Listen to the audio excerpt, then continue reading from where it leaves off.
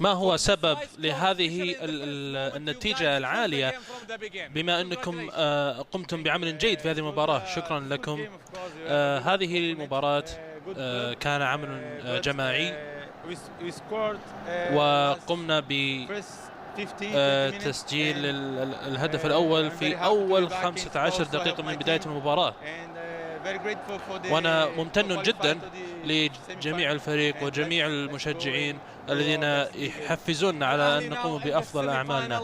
الآن في الأهلي قد وصلت إلى نصف النهائي، ما هو شعورك بما أن سوف يكون المباراة القادمة بين الأهلي وبين نادي الهلال؟